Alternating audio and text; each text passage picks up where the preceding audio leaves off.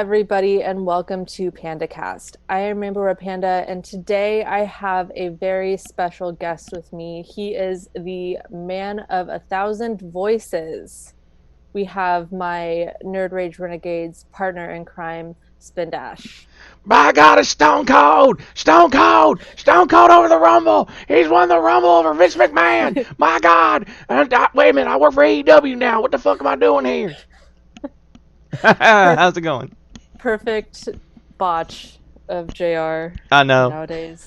It's still nostalgic. I still like hearing him every week, but I always have a mistake counter God is my in witness, my he's head. broken in half.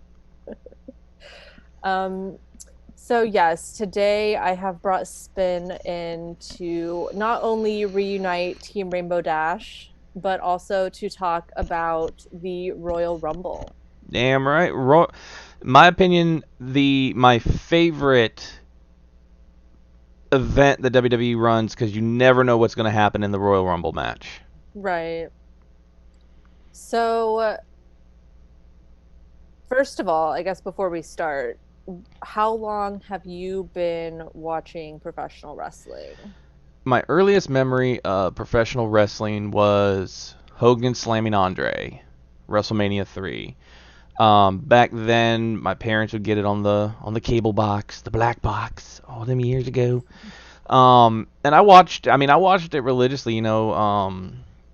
Uh, every Saturday they would run like a show on USA Network, which was not really like a full show. It was I want to say it was hosted by Gene Okerlund, and they would have matches and then highlights of things that have gone on. And then I remember I fell off of it for a while because I remember distinctly I want to say it was an episode of The Funeral Parlor, Hmm. which was Paul Bearer and Undertaker's talk show. And I was a Hulkamaniac. I was a Hulkamania kid. I said my prayers, ate my vitamins, all that good stuff. Oh, thank And I you. remember seeing they did the funeral parlor, and they had Hogan in the casket, and I thought they had killed Hulk Hogan, and Oh, wow. I was just like. My little now you got to think this is like late 80s early 90s, so I'm an elementary school kid at this point, and I just couldn't take it. So I fell off for a little bit, and then in high school there was a girl who was a big fan of this guy named Stone Cold Steve Austin, and I'm sitting there going, who the can I curse on this show? Yeah, Who the fuck say is whatever you Stone want. Cold Steve Austin? So I started to impress a girl. I started watching wrestling again, and I started watching like WCW and WWE again. And then my friend was a huge ECW fan, so I got real big into ECW. And it didn't work out with the girl, but the love of wrestling stayed. So I was Oh right yeah. back to the point that I sat in in computer aided drawing class, and on the computer I had a spreadsheet of every wrestler at that time, no matter where they were, and all of their accolades. So all their championships, and the worst one was Jerry Lawler. Having to put Yeah. him in a spreadsheet with every title. I mean, the man's won over like 200 titles in his I lifetime. I think I just saw on Twitter that he like literally just won a title like this week. Jesus, Jerry, you're gonna have another heart attack. Stop it. That was one of the things the tweet said, like this is gonna put him in the ground, like he needs to stop. He needs to stop. He's the king, but there's a time when the king doesn't go out with the army, and he sits on the throne and just sits there. Hmm. You know, he's not King Corbin. So, yes, the Royal Rumble is going to be this Sunday. It is highly anticipated. I feel like I'm not looking as forward to it as past Rumbles just because the hype with Brock Lesnar, it kind of just instantly makes me not care about it as much. Yeah. But this is going to be the 33rd Royal Rumble. Started in This will 88. be the So 33rd annual Royal Rumble, yes. 33rd annual, and then I guess the third annual women's. They haven't really talked about the women's that much that I can recall.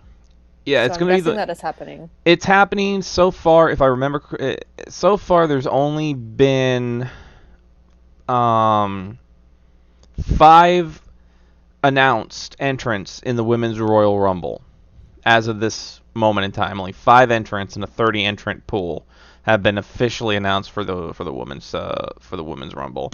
Now, I guess you could say this is the 33rd annual Royal Rumble, if you don't, but if you count the greatest Royal Rumble, I guess it would be the 34th. If you want to count the greatest Royal Rumble from Saudi Arabia, Yeah, I don't really count that one, but that's just me. then I'm gonna get this out. Titus O'Neil tripping down the ramp at the greatest Royal Rumble is one of the greatest That moments of all time. that was a great moment. I think that's the only thing I really saw from it was just that gif of him just He just sliding. slides right in, and I felt bad because this is a guy, Titus O'Neil, who is one of the hardest workers behind the scenes. The stuff he does for charity and for kids, he does Oh so yeah. much, but on screen, he just, I mean, the fact that a few years ago he was suspended for touching Vince McMahon. I mean, Yeah. he touched Vince, and he was suspended for 30 days for that. You know, it, it, I don't know. They should reform Slater Gator, and maybe he'll do something. I don't know. Yeah, I don't even know what to bring with him. I felt like he had a lot of potential. I really liked when like him and Darren Young were together doing Yeah, their thing. That was kind of another, they could have been like a second coming of Harlem Heat if they were yeah, given the shot, but they were never given the shot because they were at that point. They had been a tag team, they had won the belts, and then dropped them right to the New Day, and then they were split up, and Darren Young, of course, was released from the company a couple years later. yeah. So, yes, the Royal Rumble started in 1988. I have been watching them all for the first time, a lot of them. The early ones, the late 80s, early 90s. I don't remember a lot of those guys. It was interesting. I think these were some of the first actual matches that involved like Andre the Giant and some of like Hulk Hogan's like matches where I mean I have seen them, but it's been so long that it's almost like, oh my gosh, I'm seeing this for the first time. Yeah, and especially like 1988 with a 20, it was a 20 person pool at that point. It wasn't a 30 man, it was only a Yeah. 20 man. And you're right, the names that you see in like especially, and I've got the list right here of the first Royal Rumble. So Hmm. the names that you would see in here that people would know are like Bret Hart, Tito Santana, Jake Roberts, Harley Race, the winner Jim Duggan, Hillbilly Jim, the Ultimate Warrior, Junkyard Dog, One Man Gang are Yeah, probably I those think names that you would know. But people like Danny Davis, Sam Houston, who is Jake Roberts' brother or half mhm, brother, Jim Brunzell of the Killer Bees, Butch Reed, who was a tag team champion with Ron Simmons in right. WCW. Those guys, if they're not in the Hall of Fame, so people don't really know their accolades or what they brought to it, but they were kind of those guys like Danny Davis, Sam Houston are kind of more like if you think about it in today's terms, they're kind of like Heath Slater. They're just in the Rumble to be there for a minute or two, and then immediately they're fed to the bigger guy, and over they go. Yeah. I whenever I watched it, I made some notes that on commentary you had Vince McMahon and Jesse Ventura, Hmm. which I think every year until maybe the late 90s, it was pretty much a different commentary team the entire time. Yeah, And it because did kind yeah, of rotate in, kind of like they do now. Whenever you had a current wrestler who was injured or something, he would take over on commentary, which is good because a lot of the wrestlers have really good commentary skills. yeah. An interesting fact: 1990 Royal Rumble. You know who was on commentary for that one?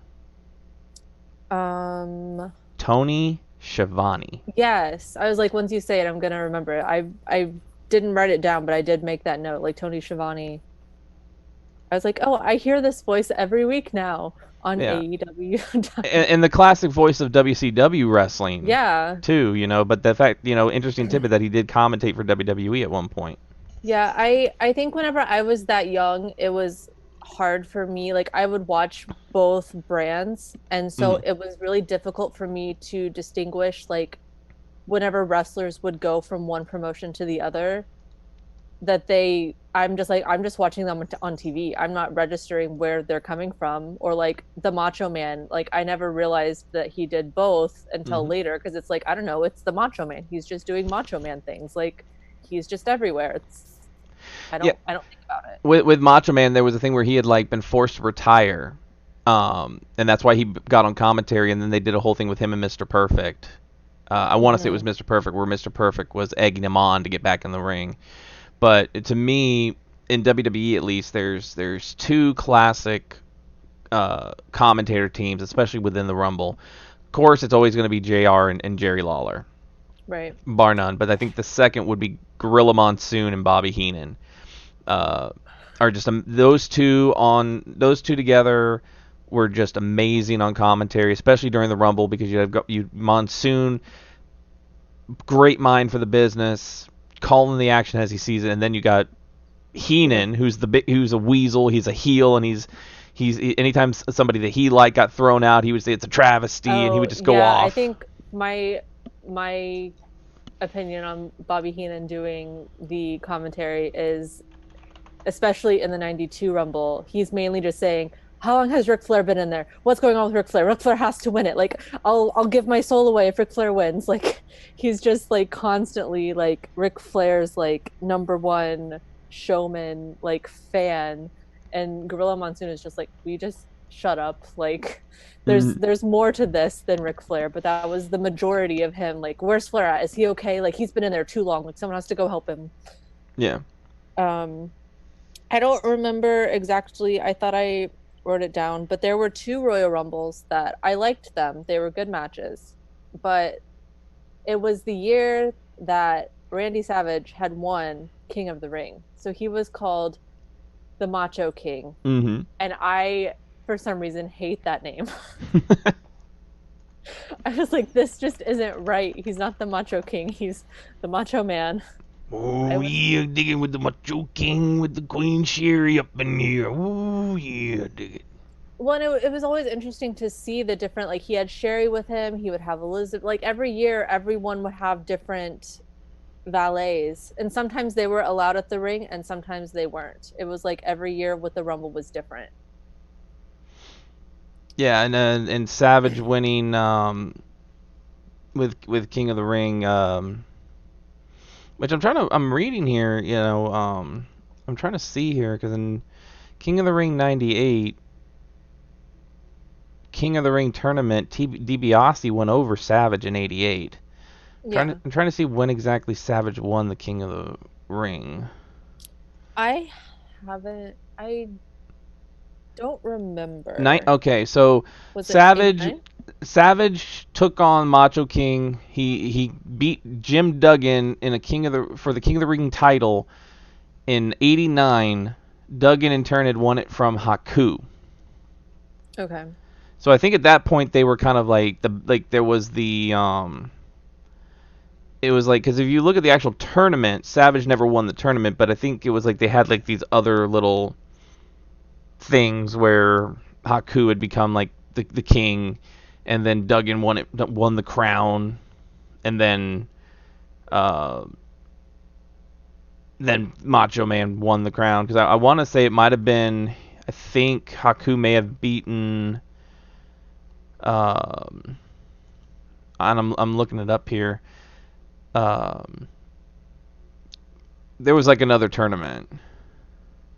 There were so many King of the Ring tournaments, it's hard to keep them all together. Yeah, like now they have them maybe once a year, but Yeah, it used to be a lot more frequent.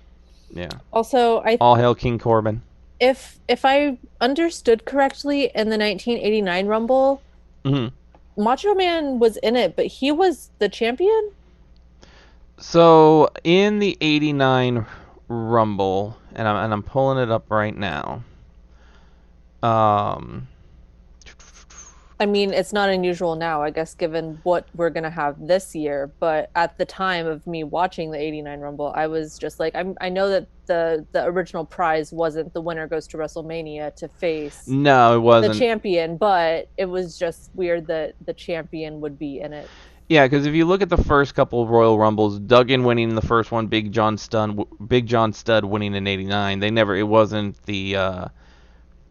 going on to WrestleMania, and even I don't even think in '90 when Hogan won, um, I don't think it was like that because Hogan won in '90. Yeah, because Flair won the title in 92. Right. I think it was 93 maybe when they started doing the winner goes to WrestleMania. Right, Because because when Shawn Michaels won it in '94, he went to WrestleMania. yes, because when Hogan won it in '90, he was champion going into that year's WrestleMania to face. It was champion versus champion. That was the year. It was him as a heavyweight versus Warrior, who was the Intercontinental Right. in '90. So those first Rumbles are very interesting because there really was no prize involved. Maybe like a cash Right. prize that you would always say, oh, it's a cash prize. Well, and I But think the first couple weren't even on a pay-per-view, or no, they they were they just now the first Royal Rumble, um, it was a television special. So yeah. it was kind of like Saturday Night's Main Event back in the day where they Hmm. would show it every once in a while. Um, the first one actually pay-per-view was '89. So the second one that was won by Big John Studd was actually the first one that was on pay-per-view. Right. And I mean, in the beginning, it was 20 men, 2 minutes. I think Mhm. it stayed 2 minutes until 90, was it 94? It was the one they did at Caesar's Palace. They bumped it up to a minute and a half, and it Yeah, stayed that way for a few years, and then they changed it back to 2 minutes. yeah, I don't know now what it's at. I think it's 2 minutes, but yeah. Because I'm not sure. '94 was in Rhode Island at the Providence Civic Center. I know whenever they changed it to a minute and a half, they made it sound like it was like a time constraint, like they needed to Hmm. just like hurry it up. But then I think that was one of the longest matches that they Yeah, had because I think was that the year that there were two winners, that Bret Hart yeah, and and Luger. yeah, and they both won it. What do you remember? I was gonna look it up. What happened with that? So basically what happened with that was Brett was trying to push Luger out of the ring. No, right, but like so they both won. Yeah, they So both then won. who was it, a triple threat No, it for the was two title matches or that year at WrestleMania. okay. So it was two matches. Yokozuna was the champion at WrestleMania 10. So the first match it was him against Luger, Okay. um, which Yokozuna won by disqualification. Then later, and then you had two matches, and then Brett versus Yoko, which Brett won. And both the matches had special guest referees. So Luger had Mr. Perfect, and Brett had Roddy Piper. Okay. And Interesting. in both of those, Yokozuna was going to the ring by Mr. Fuji, and then everybody's favorite crotchety old man, Jim Cornette, Oh, yes. who hates everything. Everything. At least it's not. Listen, bro, I'm telling you, at least it's not Vince Russo, bro. Bro, wrestling today, bro. I'm telling you, bro, you gotta listen to me, bro. I think the only way I ever really liked Jim Cornette was just because sometimes it meant that Vader was with him, and Yeah, Vader time was the best time. Vader time is the best time. And it was interesting in Vader's first Royal Rumble, he wasn't wearing his mask. He did, So yeah, that wasn't in all the time. I mean, I know that, it wasn't like a luchador kind of thing where like it concealed anything and it was no. like a big deal, but I thought that he always started with it and then it came off later Which on. was really crazy when he had that match with Kane, and I don't remember. I don't think it was a WrestleMania. I think it might have been at an Unforgiven or something where it was like a mask for mask match. Hmm. Uh, Vader versus Kane, and everybody was kind of like, but we've seen Vader without his mask. You can see Vader on Baywatch without his mask. He was It on Boy Meets World. it was on. It didn't make any sense to have a mask versus mask match with Vader when he's wrestled without it for years. Now, if he was still wearing his mechanical elephant mask, I would have, that would have been cool. But I always hated that they dropped that when he, in his WWE run, they dropped his mask, his helmet that he would wear in New Japan and in Yeah. WCW, because that was he wasn't I know we're going off on it, but he wasn't the heel that he was in WCW and New Japan in WWE at all. Right. Yeah, I always thought in WWE he wasn't used to his fullest potential. No. And I know that there was some drama between him and Shawn Michaels, and it kind of ultimately led to him not having what he wanted because Shawn Michaels was like the big draw and the guy that got everything that he wanted. Yeah. He was my favorite, but now I'm like he was definitely a dick in that era. But Yeah. I mean, 7-year-old me didn't know that. Um, but um, yeah, it was interesting to see. I think Vader had 2 or 3 different Royal Rumbles, if I remember correctly, and Mm. I thought they were pretty good showings. It was interesting to see, like, now knowing things about the business, to go back and watch these. Like, every time Andre would come out, I was just like, oh, like, I know how much now, like, how he was in pain, like, throughout all of this kind of stuff. So I'm just like, oh, like, it was just a little bit different than, like, if I would have watched it in 88 and 89 and during all of his performances, just knowing, like, what he was going through internally. Yeah.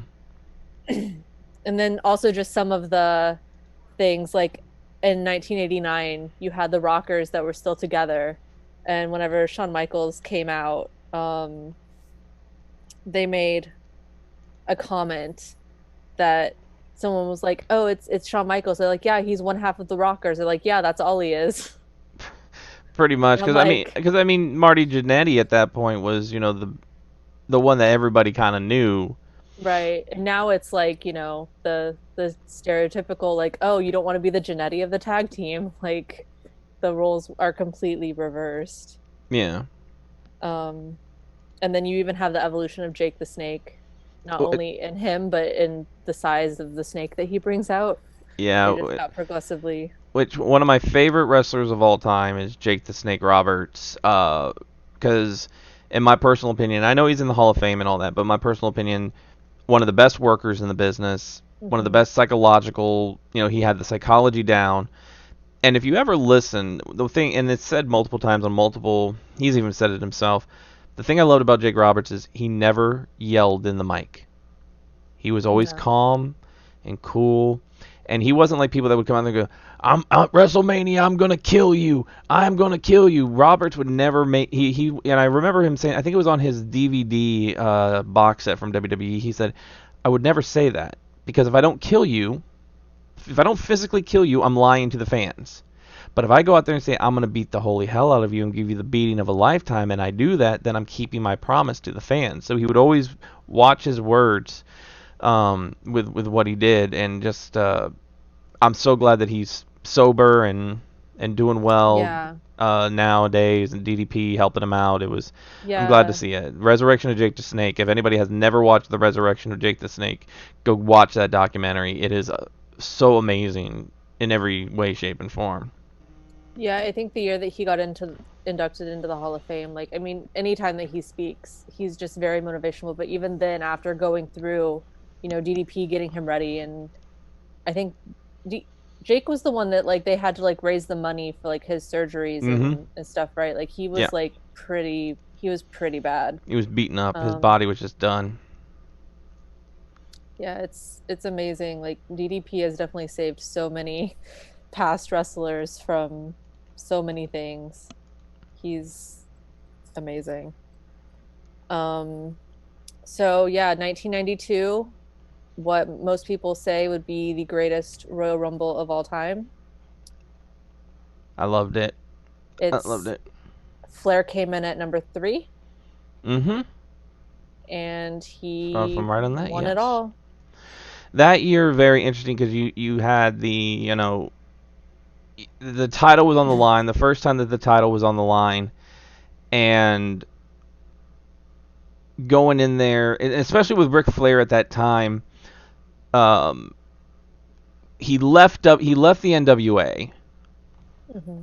and he took the belt with him. So he had the NWA big gold belt as we know it today with him because basically, if I remember the story correctly, and I could be completely wrong, he paid the deposit on it, and he said, "I paid the deposit. I'm not going to get my money back. The belt's mine," or something like that. Because in those days, in order to become champion, you had to put a deposit down on the belts in the territory days. So he showed up with the gold belt and claimed that he was the real world's champion. And with the WWE title being vacant, him going over and winning, it kind of solidified Flair. And at that point, being with Mr. Perfect and Bobby Heenan, claim him going over in the that year's card on the Royal Rumble, it had the British Bulldog, Ted DiBiase, Shawn Michaels, Roddy Piper, Duggan, Roberts, IRS, Undertaker, Hogan, Sid, Sid, so many big names in that Rumble. Yeah. And what was cool about that Rumble, and that was an every 2-minute one, is I want to say at the beginning of that Rumble, Vince McMahon in the opening of that pay-per-view actually listed off all 30 men who were going to be in the Royal Rumble with images of all the men coming onto the screen. And Flair, the classic with a tear in my eye speech at the end, just amazing in every way, shape, and form. And what's also funny is you look at names that are in that Rumble too: Rick Martel, Skinner, Colonel Mustafa, Repo Man. It really was a '90s Royal Rumble.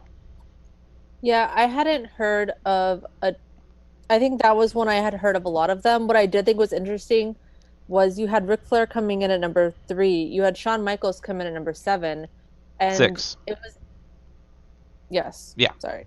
No, you're good.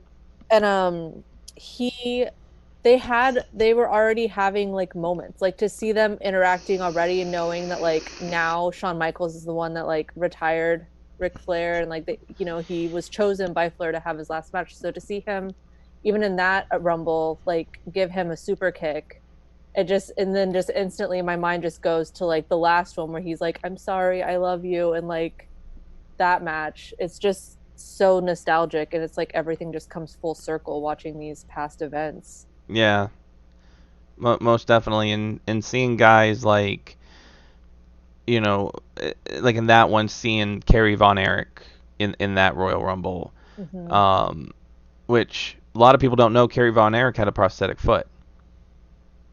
I don't think I knew that. He lost his foot in a motorcycle accident, so he had a prosthetic foot, and he wrestled on that prosthetic. You just never knew because, of course, he's wearing the boots. Right. But the Texas Tornado, Nikolai Volkov was in there, Hercules, and it's the one it's also fun to look at that because seeing like Erwin R. Shyster Yeah. being in the Rumble, and his son is the Universal Champion going into Right. this year's Rumble. Um, just it's all a family, and I love it. And then Flair winning that, to me, with the belt on the line and Flair winning, still better than Triple H winning it from Roman Reigns the year they fought with the title on the line. Right. Was that the year that they did the 40 man?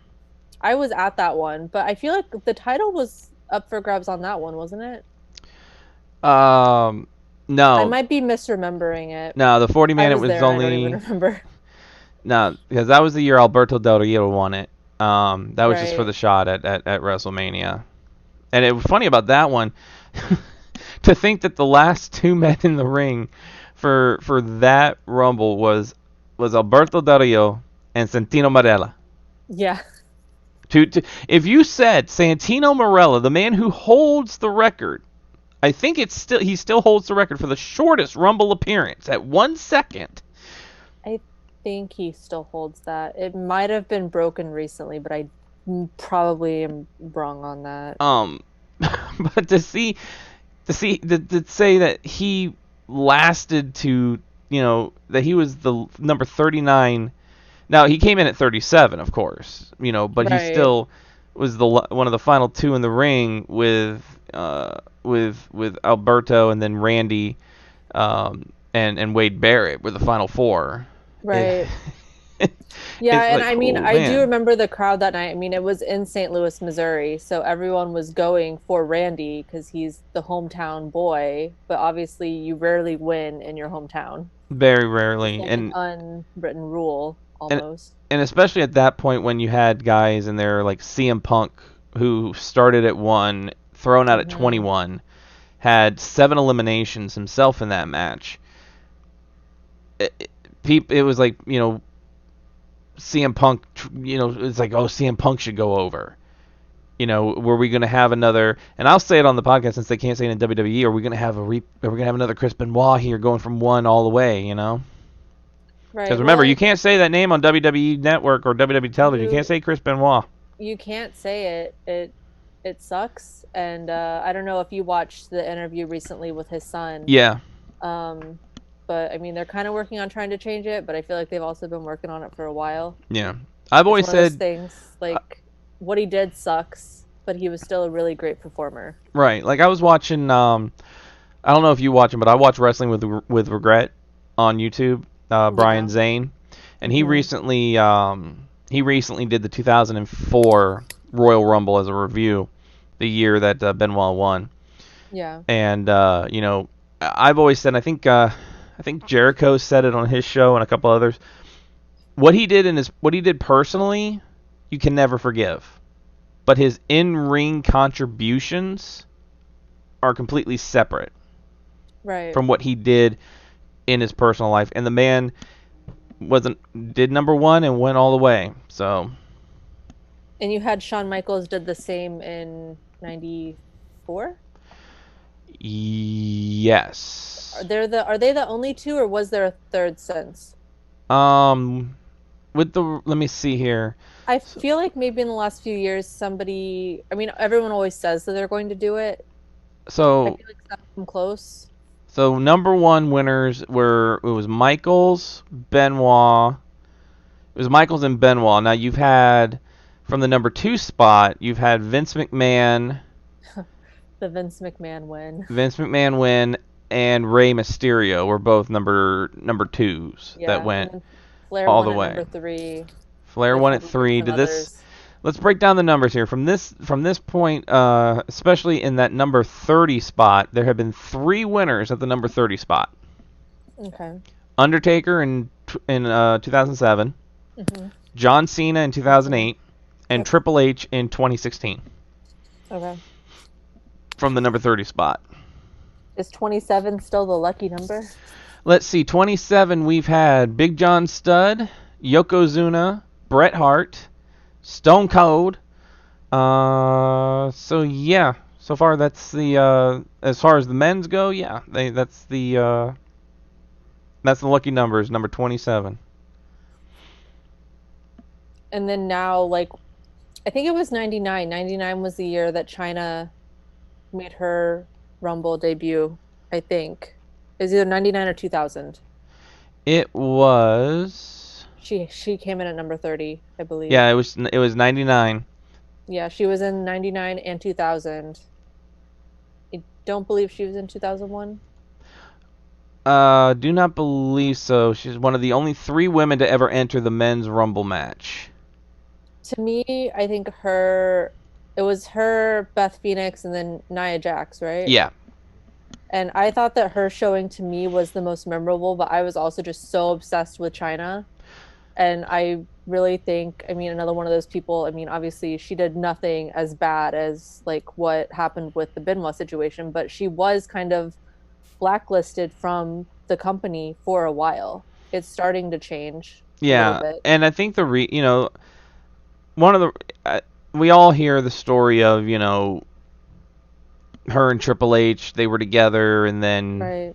you know he cheated on her with Stephanie, but it was also I think. And I don't know, Triple H gave the bullshit excuse one time, and I want to say he said it. I think he said it on Stone Cold's podcast.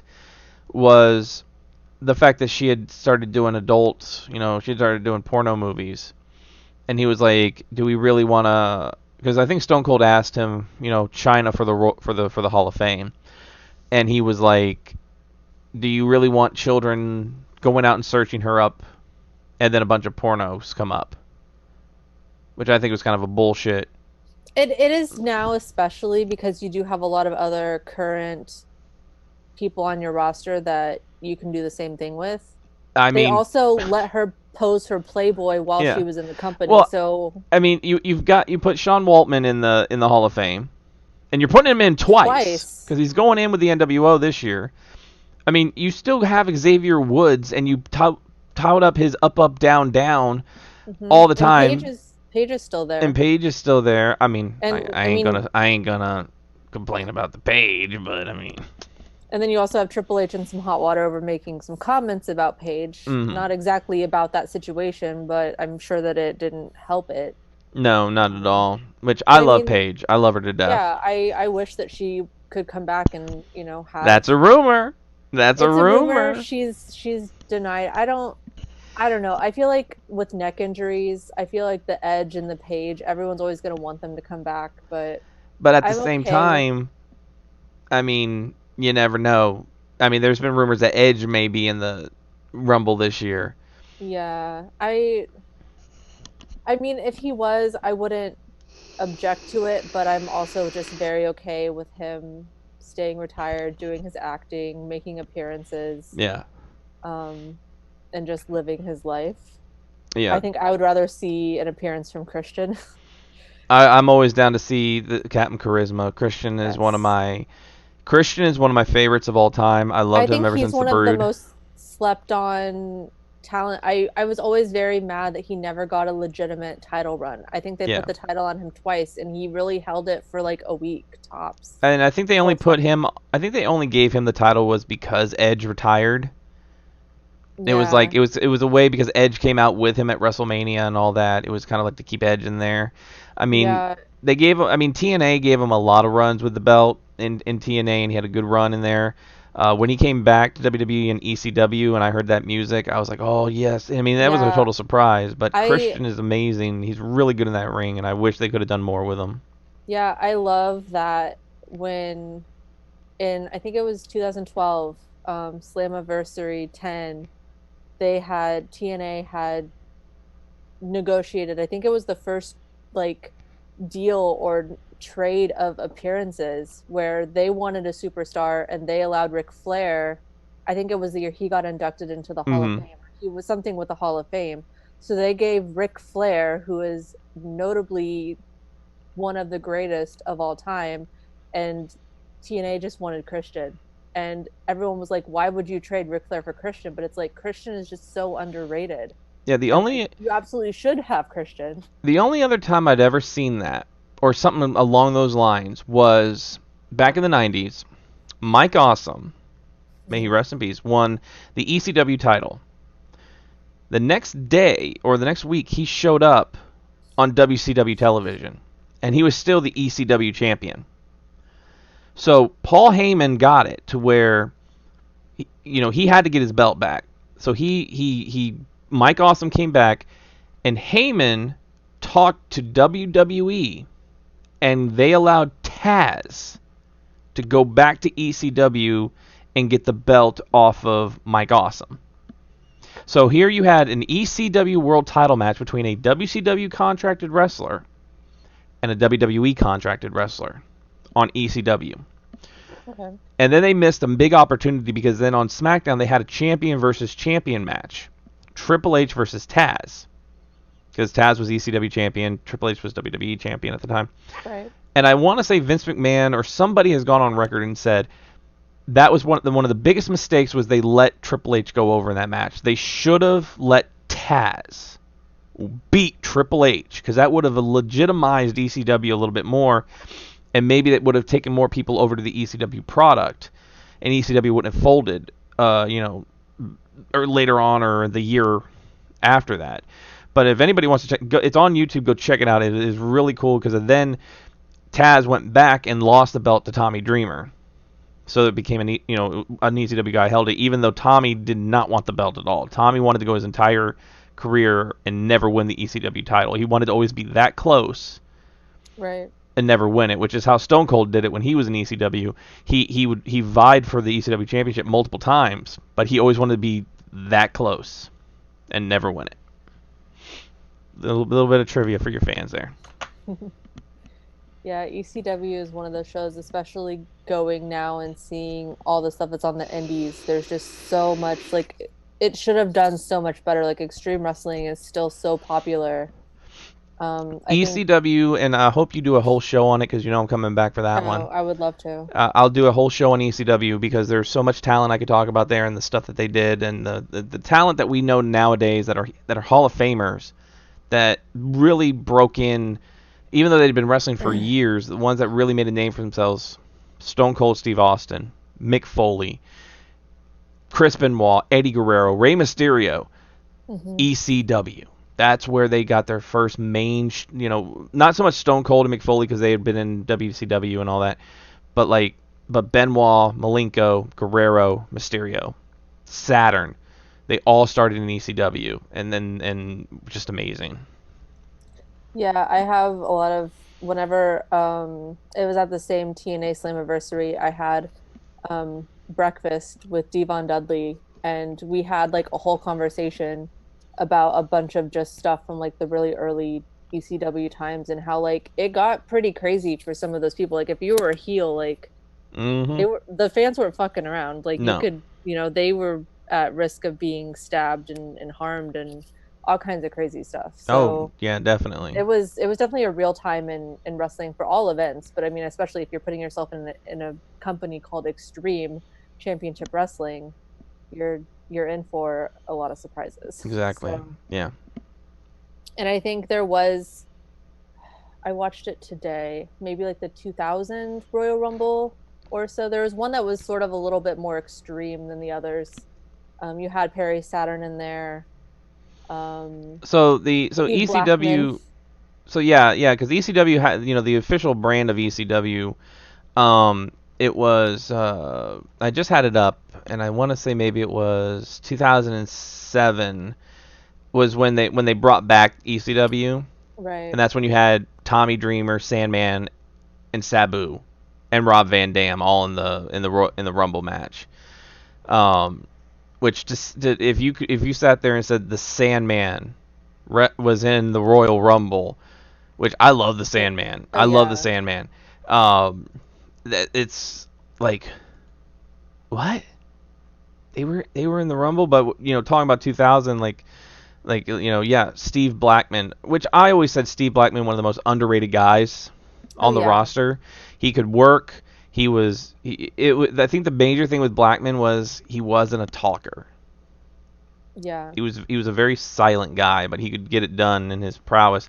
I always wanted to see Steve Blackman versus Jerry Flynn from WCW because I think Jerry Flynn was like their Steve Blackman, and I Yeah. thought that would have been amazing. The British Bulldog in 2000, who Oh had been yeah. gone for a while, and he came back. Bob Backlund was in that one. Oh China yeah, was that in was that one in I 2000. think Bob Backlund being in that one was one of the first times they kind of brought back an older talent Mm-hmm. to a younger thing. That was like the first like now you have the stereotypical like you never know who's going to show up at the Royal Rumble and they'll bring back like Mick Diesel. Foley or Diesel Yeah. or Drew Jake the Carey. Snake or yeah, Drew Carey. I mean the celebrity people that they brought in, but you never quite know and I think that was the Rumble with Bob Backlund Mm-hmm. where that kind of started. Although you did have oh my gosh, the Terry Funk whenever he rebranded and he had the fishnets on his Chainsaw head. Charlie. Yeah, Chainsaw Charlie. I don't even remember Chainsaw Charlie, but I just watched that like what is happening? Was that the same I feel like that whole Rumble, if I'm remembering correctly, you had Chainsaw Charlie and then Gold Dust was that the year that he was Blue Dust? Might have been. So I think you're talking '98, where Cactus Jack started at number one and Yeah, Chainsaw and Charlie then started at number two. yeah, and then he Cactus Jack, and then you had Dude Love, or well, Dude Love was last, and then you had Mankind, I think, in the middle. Yeah, Mankind Probably came out at those three, 16. Dude Love was 28. So that was the year you saw the three faces of Foley right? in the Rumble. And I'm looking at it now, and just the names in that one: Ahmed Johnson, Skull and Eight Ball, the Godwins, Bradshaw, but he was known as Blackjack Bradshaw at the Yeah, time. that was weird. Really, really weird. And I was sitting there, and you when you had brought this idea to me, when you said we want you on the show, and you were talking about like the greatest moments in Royal Rumble history, right? I was thinking about what moments, and I've talked about Ric Flair, but there's another. I was watching today. WWE put out their top 10 lists that they do, Right. and it was the loudest pops at the Royal Rumble. Now I disagreed with the top two because I think they should have been switched because of course they put John Cena at number Oh one for the yeah, loudest pop. yeah, But number two, I think, should have been number one because number two was AJ AJ Styles. Styles. Yeah. And I feel AJ Styles debuting at the Royal Rumble had a louder pop than John Cena. Oh, Be- it probably did for and, sure. and, and if you talk pop, it had the pop, but then it stayed the entire Oh time. yeah. No matter who came in the Rumble, the fans did not give a crap. Jericho came out, all of them, Kane, Orton, nobody cared. I It think was the only AJ person that could Styles. have come out that would have gotten anything drawn away from it would have been if CM Punk would have come back. Yeah, That exactly. would have been the only thing. I remember that. I had mixed emotions just because I feel like for a while AJ was one of those wrestlers that was like, I don't want to be in the WWE. Like I'm gonna be in Impact, TNA, whatever you want to call it this year. Hmm. But he did finally make the decision to switch over, which I mean they do have a lot of. I mean you have Samoa Joe that finally came to the WWE, Yeah. and a bunch of other people, but I think AJ was definitely one of my favorites in the recent. My I think my personal like watching it and my biggest pop, which it's weird, but I just loved this wrestler so much, and now he's in AEW, and like I still like him, different name, but whenever Ty Dillinger came out at Hmm. number 10, Yeah. I was doing the paperwork for my job up in this little room, and I think I was alone. Like it was 4 restaurants, and we all had one room to do our paperwork, and I was just watching it on my phone while writing numbers, and it happened. And I literally like screamed, like people were so confused. I'm just like, it's nothing. Don't pay attention to me. I'm just really excited about something. Yeah, and now he's And going by Sean Spears in yeah. AEW, a guy, a great worker. I think he was once again another guy that was underutilized. Oh, for sure. But with AJ Styles, here's a guy that started in WCW in a tag team called Air Raid, Air Styles and Air Right. Paris. Made his name in TNA, a mainstay of TNA since the beginning. Yeah, he was so good in TNA. I mean, just watching all kinds of different, and he's good on the mic. He's Hmm. good in the ring. I think the only storyline that I didn't necessarily like with him, and I just because to me it just made no sense, was whenever they were trying to say that like he had an affair. Yeah, that was a Like that bad was one. just the dumbest. It was Like, are stupid. you guys running out of ideas? Like this is like this really talented guy, and like now you're Mm. trying to be like the WWE and be like, oh, like he had an affair. Oh, it's Katie Vick. And then him going to New Japan, leading the Bullet Club, and then when everybody heard that his contract was up, it was like, well, is he going to go back to TNA? Is he going to go to the WWE? And I want to say Gallows and Anderson going to the WWE was a big factor of him going Right. there. You know, Samoa Joe going there, and I was thinking it was kind of funny to me that AJ signs with WWE, they immediately bring him up to the main roster, Hmm. immediately to the main roster in the Royal Rumble. But Samoa Joe, Eric Young, Robert Roode, 3 former TNA champions, all of them kind of in the same vein as AJ Styles. Yet Right. they all had to be in NXT, and the only one that really is doing well right now is Joe, Right. where yes, he got hit on the wellness thing of last month. Bobby Roode did, but here's the guy that in NXT he was the guy. He was the guy. His matches with Shinsuke were amazing. They bring him up to the main roster and he's teaming with Chad Gable. Yeah. I mean, I like to see people in NXT because I am still one of those people that I think that NXT is just a better product Yeah. than WWE. So I would rather have like I would have liked to have kept Bobby Roode in NXT Hmm. for as long as possible. Like he was just so good at everything. That Glorious was just That's my it was son's truly favorite. glorious. It's Like my you son's can't favorite. it's one of those things like him or hate him, you love that entrance. Yeah. You know the takeover where he had the choir Yeah, and he actually kind of come came out and down from the sing. rafters. Yeah. It was great. And like Eric Young, I thought they had something great with Sanity. They could have done so much with Yeah. Sanity, and they did when they brought him up to the main roster. First of all, they brought him up to the main roster without Nikki Cross, Right. and I thought that was how could you have Sanity without the Twisted Sister? And then they didn't do anything. They took Alexander Wolf, sent him over to NXT UK to where now he's with Walter's group Imperium, Imperium. Yeah. which I do love Imperium. I think they're good Yes. for the business. Um, Eric Young's just you don't really see him. Yeah, And he's it not really around at all. no, and then now Nikki Cross, who was I loved her when she was just deranged, and now she's Right. like Alexa Bliss's BFF. Yeah, like she's with Alexa, but whenever she does her own stuff, she still comes out to like the Sanity, and it's weird because it's like okay, she's doing promos as like a regular person, but then whenever she's getting into the ring solo, she's still kind of trying to be It should this almost yeah, Sanity. it should almost be kind of like back when Luke Gallows was Festus, how Oh my he God. was kind of like subtle, but when the bell rang, he would just become When this the bell rings. monster. I will say I wish that Luke Gallows would drop the face paint. I don't know why. I'm just not feeling it on him He did it. He this did it. time. He did it when he was with the Bullet Club. It was a big thing with him in the Bullet Club. So, Right. I don't know. and Right now, it reminds me of someone, but I just can't put my finger on who. Like, I don't know if it's maybe like almost a Road Warrior kind thing, of but it really what just, they need to do. And I'll say this before so we can get back on the Rumble. Get Finn Balor back to the main roster. Put him with AJ Styles, Gallows, and Anderson, and just make the Bullet Club because they're really not yeah, using the Bullet Club in New Japan anymore. So yeah. just make them the Bullet Club. Just let them I do their mean, thing. you have you have AEW, with the Elite. You have, Kenny Omega, the Yeah. Young Bucks, all these people that also were, I think, in a little bit of a different time, but you have their version basically of the Bullet Club.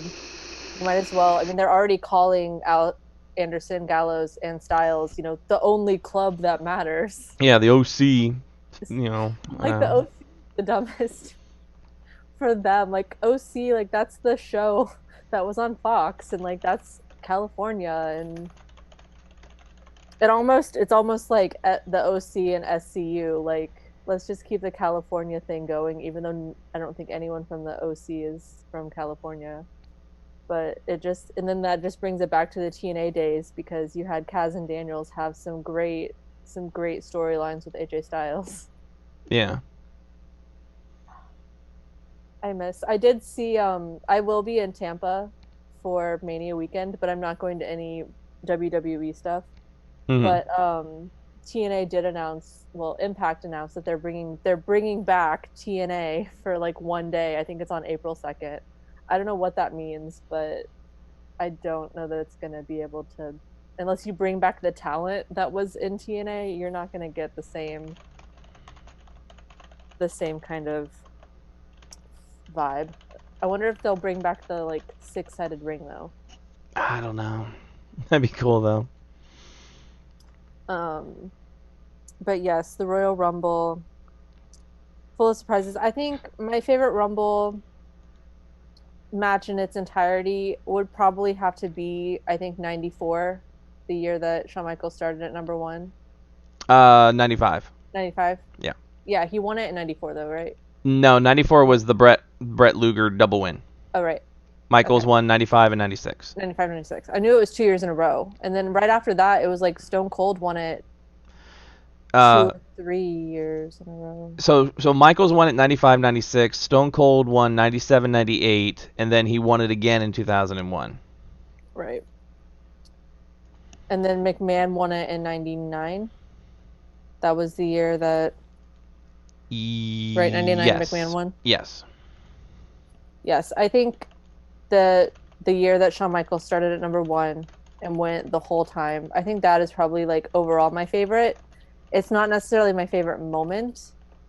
I think the moments that stick out to me with the Royal Rumble, they I'm hoping for this year it to come back. It'll be interesting. Because for a while, whenever John Morrison was still in WWE before he left, he would have the moments of like, oh, like he fell off, but his feet didn't touch. Like, how is he going to get back to the ring? And he would do all of his like John Morrison parkour stuff. And then once he left, they kind of passed that on to Kofi. And then in the women, you had them passing that on to Naomi. Yes, which I haven't seen her in forever. That's kind of one of the things I'm wondering is if the Usos are back now. Yeah. So I'm thinking that maybe she'll be making a surprise comeback. I But hope we'll so because see. Naomi, she's very talented, and I guess this is something when we talk about the Women's Rumble. I got a lot of things I need to say on the Women's Rumble when we get there. So Right. I'll keep it for that because I have a lot I need to say about things going on today anyway. Yeah. So I am not completely like I think from 2002 to 2012 I haven't really seen a lot of those Royal Rumbles Hmm. just because I didn't have the luxury of pay-per-view and the internet wasn't really something that I had Right. in a lot of those early years, and the WWE network that you can now have for 9.99 was not a thing either. Yeah. So I haven't watched them, but I am excited to, especially now that I am at a point where I know pretty much all of the talent that is coming out. Um, I will say that I do like I it's nice to see people that I haven't seen, even just seeing like Bam Bam Bigelow come out and Luna Vachon, who if I ever do like an episode about just like managers, like Luna Vachon was always one of Mm-hmm. my favorites, but also she scared me, but like I loved her. And can I I say just I got really so much hate that they love. made her a legacy nominee in the Hall of Fame and Yeah, not I a saw true that. full blown one? I'm like, I don't know if that means that she's just never going to be eligible or what's going to happen with that because I really do think that she deserves. Did Bam Bam go in? No, Bam Bam's still not in yet. He should though. I remember the two of them. Like whenever I think of the two of them, I think of them together. I know now that like Luna was with some other people, Yeah, um, because but she I was with don't remember that Goldust as and all much. that. She was with Michaels for 1 year, wasn't she? Yes, believe Yeah. so. I always think of Michaels with Sherry and Goldust with Terry, Yeah. known at the time as Marlena. You had Jeff Jarrett, who was with Deborah, who then went on to be with Stone Cold. Um, And and Jeff, he was also with Tennessee Lee for a bit it because that's was JEFFJARRET. it was interesting. The first appearance of Road Dogg Jesse James, he was also known as Double J, and I Yep. had forgotten that they had started. They didn't start out together, but they did kind of team for a little Because bit. he was the roadie, and then they Right. had this whole storyline because Jeff Jarrett was singing "With My Baby Tonight," and they found out that it was actually the roadie that sang "With My Baby Tonight." So he started calling himself Jesse James, the real Double J, and he Right. had those fights with Jeff Jarrett. I had just forgotten all about that because now you just think of the classic like Road Dogg, and I, yeah, that, and then also like Billy Gunn. I think he had a different kind of persona almost every year that he was in the Royal Rumble. He started out with his brother Bart. Mm-hmm. Were they real brothers or was that just No, a? that was just I don't think storyline. so. That was the thing. Like as a child, if you told me someone was brothers, like they were brothers. Obviously, probably not the Dudley boys, not actual brothers, but I mean, Edge and Christian, I didn't know until I got the internet that they weren't actually Yeah, brothers. that they were just friends. Um, The Beverly Brothers. yeah, I mean, even like Bob Holly and Crash Holly and Molly Holly, like they all, I mean, could have been related They somehow could to have me. been, or you look at it, most of the Von Erichs were related, but then you would have like Lance Von Erich, who wasn't a member of the Von Erichs. Lacey, come back to wrestling, please, Lacey. Um, Yes. so if we're talking like my favorite Royal Rumbles, of course, it would be Stone Cold years, the year Stone Cold would win. Always enjoyed those. I just liked seeing him interact with different people. Like he just like seeing him and The Rock go at it. Even Yeah, whenever Rocky was Rocky Maivia, the evolution of The Rock was really cool in the Royal Rumbles because he did start out, Rocky Maivia. Um, and then I think the Nation. I forgot how much I liked the Nation of Domination, yeah. and even seeing the Nation. Like I always thought of the Nation as mainly being like Farouk, Mark Henry, D'Lo, and The Rock.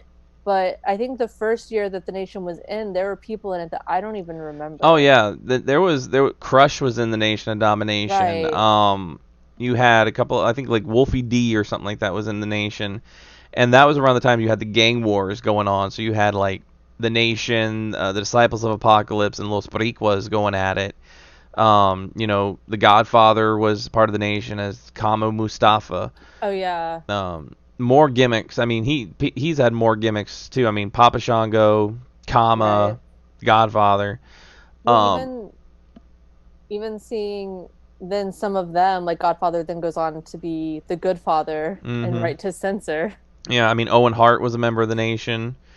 Oh yeah.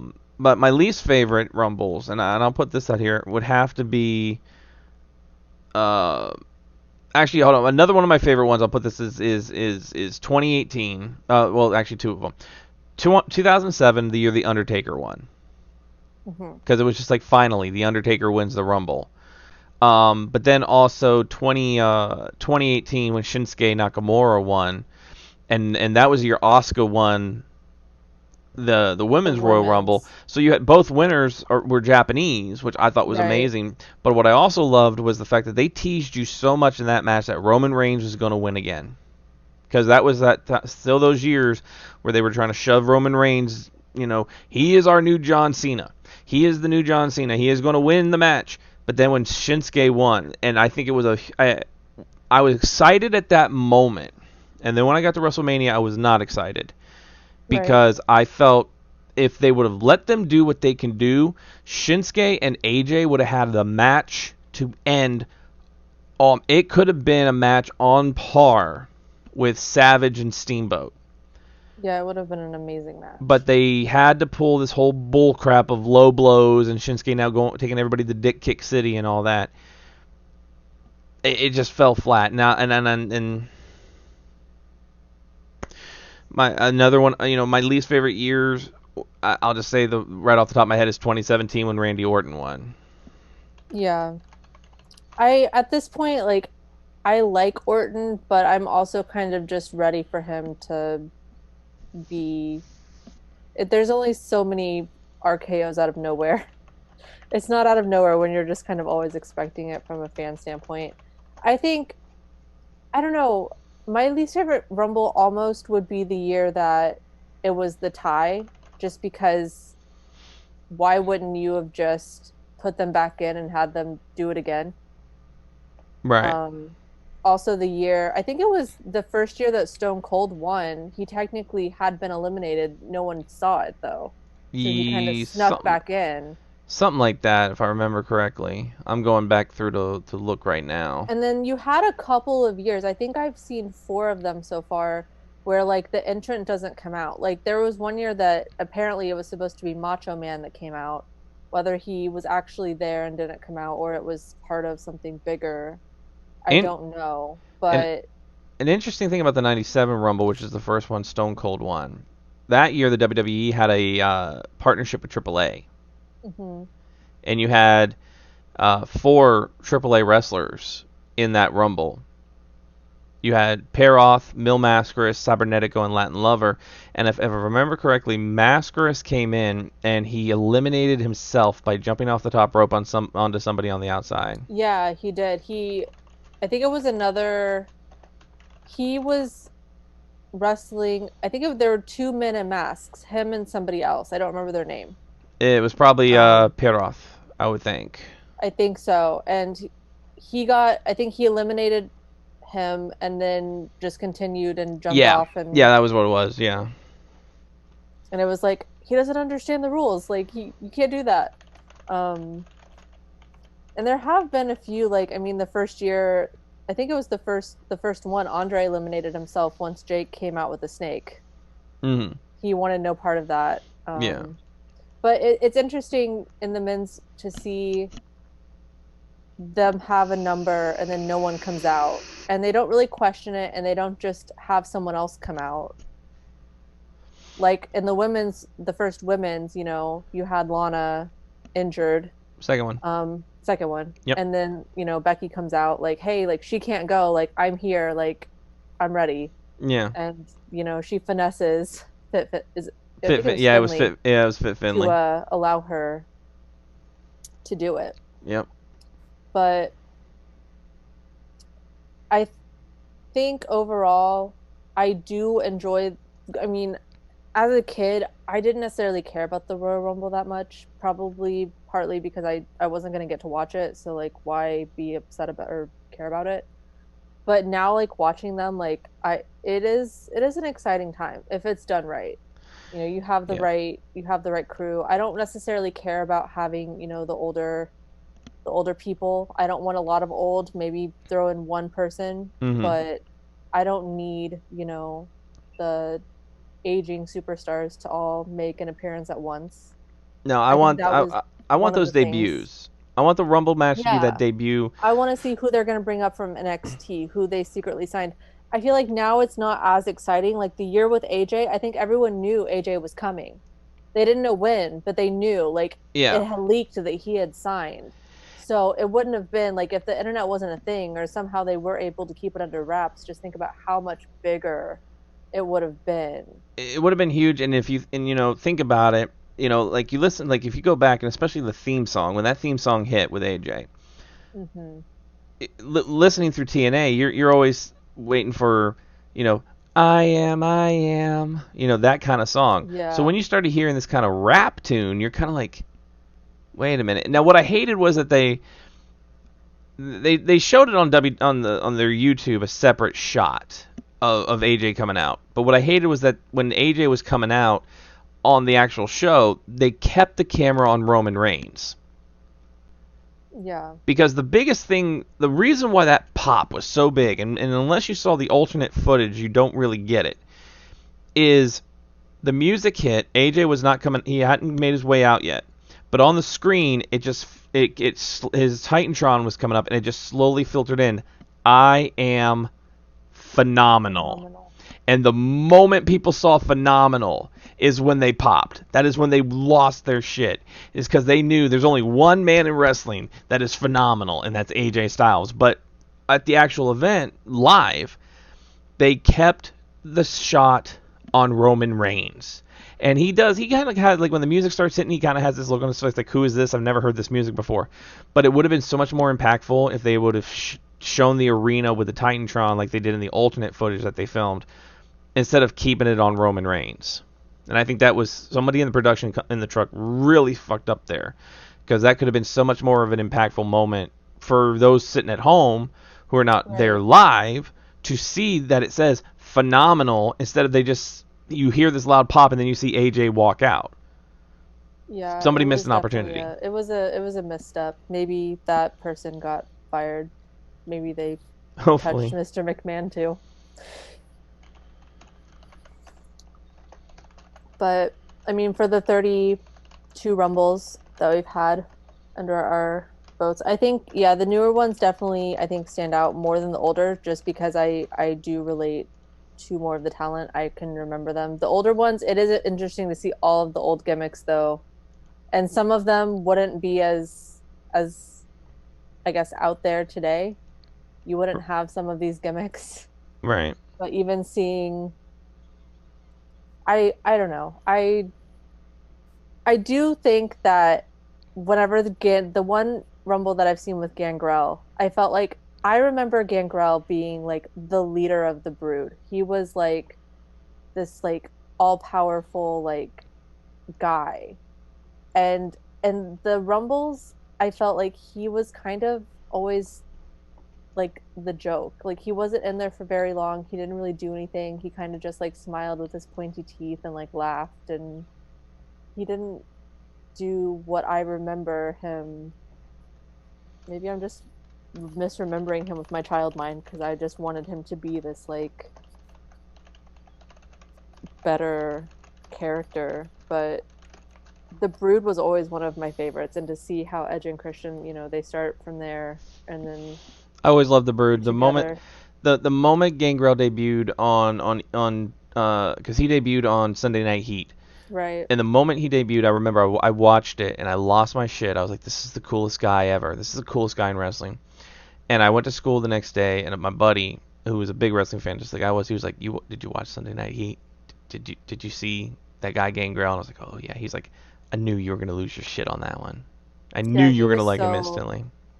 he was so like just mesmerizing. Like I just needed to know like where how did his teeth get like that? Like, were they real teeth? Like, surely they wouldn't be fake teeth because you can't wrestle in fake teeth.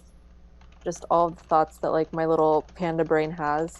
But then whenever you add Edge and Christian in and the bloodbaths and just I think that's almost a missed Mania opportunity. You know, you had Jake with his snake and the hog farmer with his slop. Like they could have Hmm. dimmed the lights down and then all of a sudden the entire ring is just covered in in blood.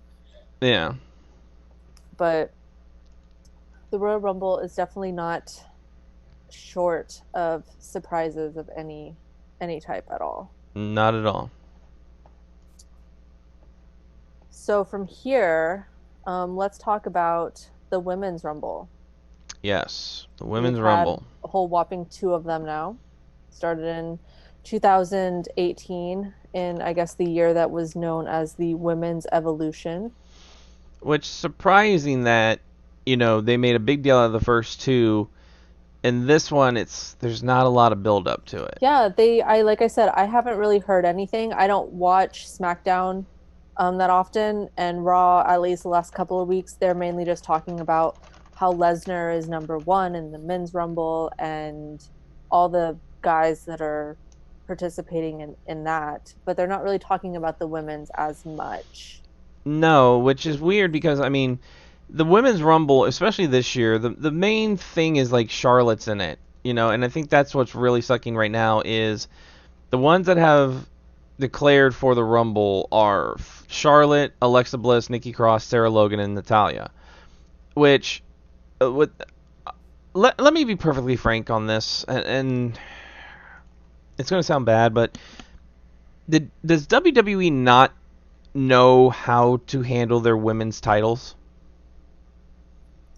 I no comment. Well, I'm going to comment.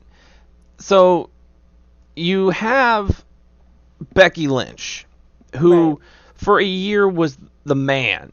I am the man. She punched John Cena in the face, for Christ's sake. All of a sudden, she's going against Asuka, and she's doubting herself. She's like, I don't know if I could beat Asuka. I don't know if I made a mistake challenging Asuka. It's Asuka. She can be beaten. She has been beaten multiple times now. You're Becky Right. Lynch. You're the man. You should be like, I don't care if it's Asuka. Yeah, I lost to her a few years ago. It ain't gonna happen again. But she's like, I don't know if I can beat Asuka. And then you have Asuka, who's won half of the women's tag team champions, which they have done nothing with.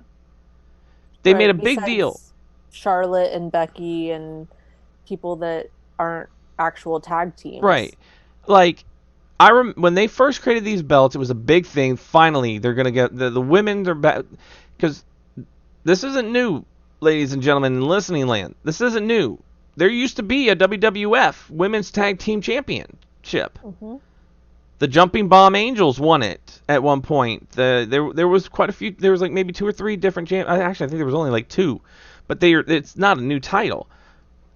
And I remember when when Bayley and Sasha won it, they were like, we're going to defend it on NXT, we'll defend it on SmackDown, we'll defend it on Raw, hell, we'll defend it on NXT UK. None of that has happened. No. You have legit women tag teams like the Iconics, which won the belts at WrestleMania, and then you turned them into like these big cowards, and we haven't even seen the Iconics Right. in weeks. Nikki Cross and Alexa Bliss, you just kind of threw them together because it seems like, and they're doing it on the men's side too. You have War Machine, you have the War Raiders. You have, as they say on Wrestle Talk News, don't mention the War Experience. As the tag team champions, and they're supposed to be these monster tag team champions, and you make them lose to Seth Rollins and Buddy Murphy. Yeah, that was just so whenever I was kind of I think they mentioned it even in the commentary like, "Oh, whenever this match was signed, we thought it was going to be like AOP versus Yeah, the Raiders, the White Viking Raiders, the War Raiders, whatever they're called I mean Seth nowadays." Rollins is the new. But I know you love him, but Seth Rollins is the new Shawn Michaels. He's pulling so many strings backstage. But talking about the women, then you have on the card, and this is on this year's card, you have Bayley versus Lacey Evans. Really, what has Bayley done since being champion? She's done nothing. She cut her hair and became a heel. That's all right. she's done. Uh, So really, that match I don't give two craps about. I don't I just feel like there's not I don't know. I just find it hard to pay attention to Lacey Evans. Like, I mean, she's cool, but like I just don't her matches aren't my favorite. No, and there's women that I Um, absolutely love. I love Sarah Logan. I oh think yeah, Sarah Logan is amazing. if they would let Sarah Logan be Sarah Logan and do what she does, she's amazing. You know, I hate the fact that they changed Liv Morgan. They did what they did Yeah, with Emma. You know, they took Emma, who was this really good. You know, Emma had a good character going with Emma. You know, it's all about right. me, the smart. You know, and then they tried to make her Emelina, which didn't pan out. They did the same thing with Liv Morgan, and now she's like, I don't know if she's bisexual, if she's trying, if lesbian with the whole Lana thing, and they're burying her in that whole Lana Rusev Bobby Lashley, which I don't even. That storyline makes Yeah, no that sense to me storyline is dumb. It's overdone. because Like, we know in okay, real they got life a they're still divorce. married. Yeah, like they got a TV divorce and she's now TV remarried. Like it's over. There's no reason for it anymore. Liv Morgan, like, okay, she went away. She wanted to not have a blue tongue anymore, whatever. Okay, great. I think that all of the fan theories about her joining The Fiend and Bray Wyatt, that would have been so much better and made so much sense and Mm-hmm. would just be better in so many reasons than this Liv Morgan that we've got that It's cookie cutter. there's just no okay, so like what is she? Like she's basically now just thrown into the Lana Rusev thing, but it doesn't really she went away to find herself and now we're not even really seeing who she is. And they put her in this thing where, yeah, Bobby Lashley, who, let's be point frank, Bobby Lashley has about as much charisma as a box of like cardboard Right. against Rusev, who is one of the most over guys in the company. Rusev is over. Give him what he deserves. You know, he was over when he was with Aiden English. And honestly, that should have been the thing that kept going because him and Aiden English were perfect together as a team. You know, Rusev Day. But now Yeah. you have Liv Morgan in there, and Liv, you know, she's come a long way from when she first started in NXT. Because when she first started in NXT, she couldn't wrestle worth crap. Right. She's getting there now. I think Sarah Logan and Ruby Riott really helped her. Yeah, her Riot Squad days were really Yeah, beneficial to her. and I hate that. I hate the fact that because Ruby got injured, that they split up the Riot Squad. I really hated that.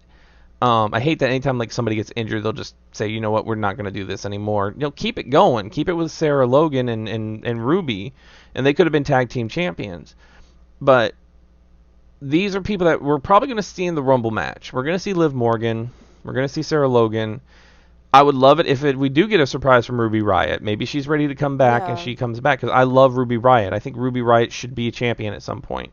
But it seems like the only ones that they really care about as far as champions go is the four horsewomen of NXT: Sasha, Bayley, Becky, Charlotte. Right. And I feel like Bailey now like isn't I mean she used to be one of my favorite and just a fan favorite in general and it wasn't necessarily her heel turn and cutting her hair and getting rid of the Bailey buddies that kind of made me not care. It's just that she's not really doing anything but complaining. Yeah, She's just excuses, not really doing anything. Like it's just a lame thing. Like I would have rather seen them kept the two belts on Becky all year, or at mm-hmm, least given her a longer run than she had. They made such a big deal about it and they made all this merchandise and then she held them for like a month. yeah, And then even the way, I mean, yes, the way that she technically won them, she didn't technically pin Ronda. That was kind of a botch, but she was still intended to win. yeah. And And that like wasn't that wasn't Becky's botch. That was Ronda's botch. right. And So the rumor mill is we're going to see Ronda in the Rumble this year. yeah, that's one of my predictions is that Ronda will come back. I honestly, for Ronda's debut, I would have rather seen her in the Rumble at number 30 than to Just walk have come out. out like she did afterwards, where Yeah. it didn't really make a lot of sense. Like no one was really talking about it. Like Stephanie, was at commentary just like, I don't know, like I didn't know who's Ronda Rousey. Yeah. Like not even acknowledging why she's there. Um, It kind of tarnished Asuka's moment. Like that was Asuka's moment. Like she's going to WrestleMania, and then Ronda just kind of steps in, like, no, like I'm also going to WrestleMania. um, with the one when the first women's rumble, it was all fan service. It was how many of our past how many of our past divas, not even wrestlers, divas, Right. can we have in one match? So you look at the first rumble, which is the year Asuka won, which I think was deserved. Yeah. I think Asuka should have won the title at WrestleMania that year, and they should have kept her as a monster for a while and not, just placate to Charlotte Flair. Yeah, I do think they kind of underutilized Asuka a little bit. In NXT, she was, this undefeated, like unstoppable champion for so long. And then Yeah, she came to WWE, and I mean, she had a little bit of a run, but she's definitely not the Asuka that she was in NXT. right. So if we look at the first women's rumble and talk about the divas that they had in there. I'll break them into two categories: those that work as far as wrestling goes, and those that don't. Okay. Hmm. Tori Wilson doesn't work as a wrestler. Right. Tori Wilson never worked as a wrestler as when she was in the ring. She never had the skills as a wrestler. She was a valet. That's what she should have stayed. The other one that I don't really count Vicky Guerrero. I No. just love Vicky. I love Vicky so much. Yeah, Vicky's. I loved the AEW, the Dynamite, or the AEW Dark, where she came in and did commentary Yeah, with Pentagon and absolutely Joey love it. Janela. It was great. I also loved it in Lucha Underground when her and Eddie's daughter Shawl showed up. Yes. I wish that she would come back and do Well, some stuff in and I mean, she's got the WWE. perfect end. She's married to Aiden English, Yeah. so there's that. Um, you had Kelly, Hmm. which Kelly could never wrestle either. I mean, let's be honest. Yeah, I mean, she was just the ECW girl Yeah, that came over.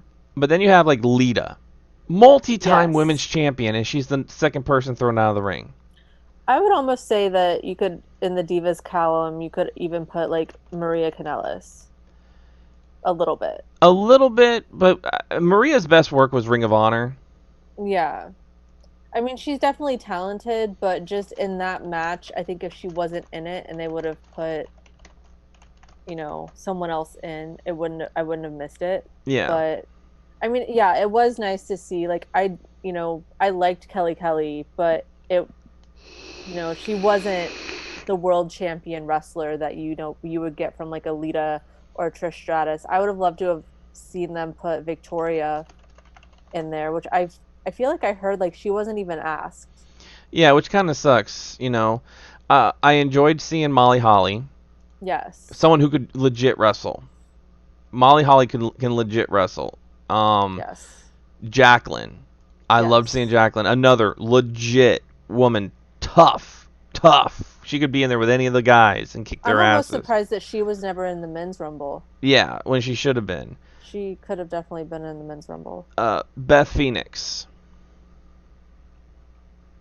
Yes. Just that stare down between Beth Phoenix and Nia Jax was great.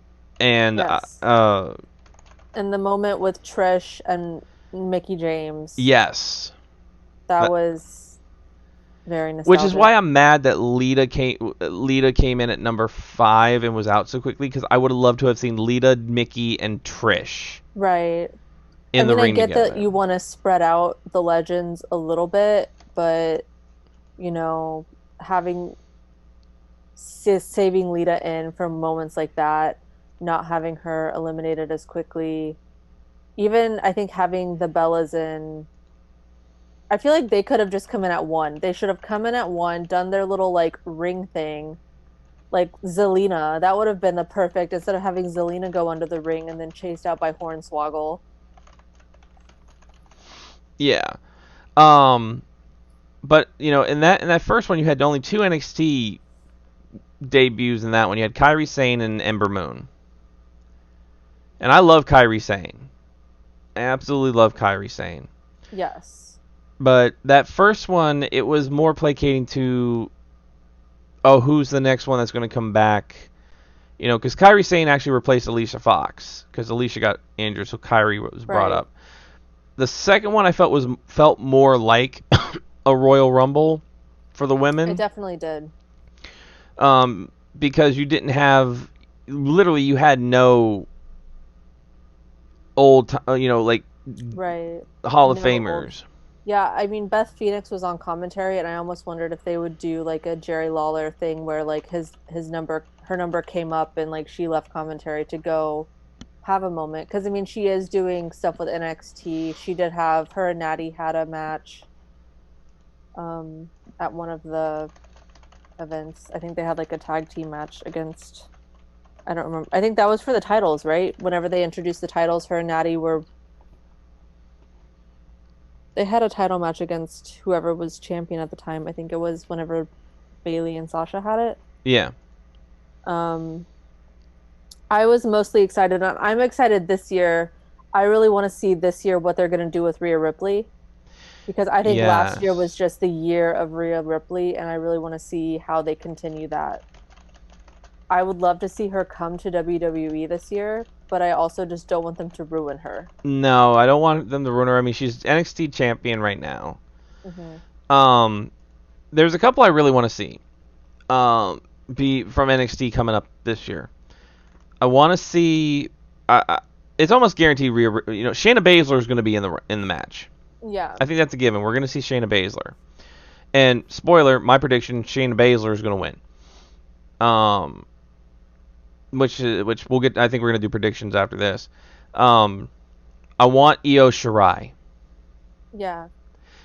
Io Shirai's heel turn has been great, and the fact that she's pretty much only speaking Japanese It really is fits with great. what Kyrie and Oscar are doing on SmackDown Yeah. So or Raw. I don't know. wherever they are, so you can't even keep it. But I don't even remember. Io Shirai, I want to see Toni Storm. I want to see Okay. Toni Storm in the Rumble. I love Toni Storm. I have always loved Toni Storm. I think she's perfect for the Rumble match. Um, Another one I really want to see is Dakota Kai. Yes. I think she is one that has been lingering in NXT for a long time with not a lot to do. Yeah, they got her in this feud with Tegan Nox right now, but really I think she could do so much more, and I like Dakota Kai, especially now that she's a heel. Um, Anybody else? Like, there's a lot of the women that I think will probably show up that I'm not too hot. Like, I've never really been a Bianca Belair fan. Um, Yeah, she's okay, but she's never like someone that I'm looking forward to seeing. no, and the fact that she's going to be going up against Rhea Ripley for the title, I just don't. I don't know. It should. I think it should have gone to someone like like Io Shirai, um, or Mia Yim. That's another one I'd love to see in the Rumble match is Mia Yim. Yeah. I think that Candice LeRae will make an appearance. Yeah, It will but be interesting to see what they do with Chelsea Green. Is Chelsea Green on Raw? Is she in NXT? she's I'm kind of NXT now. confused She's with NXT. like So where she is so because they she brought keeps popping up. yeah. So she came on Raw to be basically just fed to Charlotte. But Right. now if you remember in Impact, there was a guy named Robbie E. Right. Oh And yeah. so The bro. the bro, and he was like that Jersey Shore knockoff. Hmm. He's in NXT now, but he's going by a different name where he's like a manager now. And he's managing Interesting. Chelsea Green.